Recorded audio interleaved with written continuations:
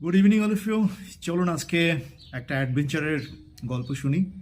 গল্পটা আমার নিজের এবং তার সাথে একটা ছোট ভার্চুয়াল আর্ট শো দেখে আসি। 2020-এর শেষের দিকে প্যাসিফিক ওশানে নীল তিমিদের বাড়ি খুঁজতে বেরিয়েছিলাম। প্রায় 4-5 ঘন্টা 2 থেকে 3টা সেগমেন্টে ডাইভিং করলাম, একদম ডিপ সি থেকে শ্যালো ওয়াটার তন্ন তন্ন করে খুঁজে কোথাও নীল টিভিদের খোঁজ। ও যাত্রা পেলাম না, ডিসিশন নিলাম যে ঠিক আছে আজকের মতো থাক। তখন প্রায় বিকেল হয়ে গেছে।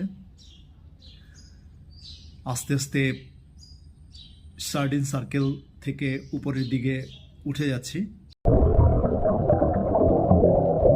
সার্ডিন সার্কেল নিয়ে একটু কথা বলি। সার্ডিন মাছটা সার্কেল করে, অজস্র কোটি কোটি সার্ডিন মাছ সার্কেল করে ঘুরে, এবং নীল তিমিরা এই সার্ডিন সার্কেলের আশেপাশেই সাধারণত থাকে, কারণ এদের মূল খাদ্য হচ্ছে এই সার্ডিন মাছ। ধীরে ধীরে উপরে উঠে যাচ্ছি।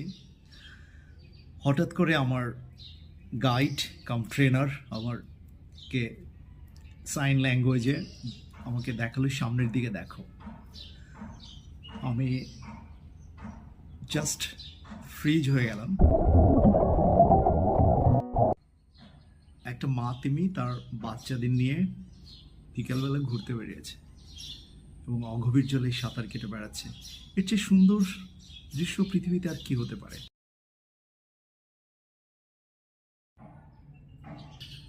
হেডক্যাম কিছু ভিডিও করলো, আমি কিছু সঙ্গে সঙ্গে কুইক ক্যাপচার করে নিলাম। সমুদ্রের ঠিক কাছাকাছি শ্যালো পার্টে আমি অবাক বিষয়ে দেখছি, তিমিও আমাকে দেখছে। হয়তো দূরত্ব 20 থেকে 25 মিটার হবে, মানে 100 ফিটের মধ্যে।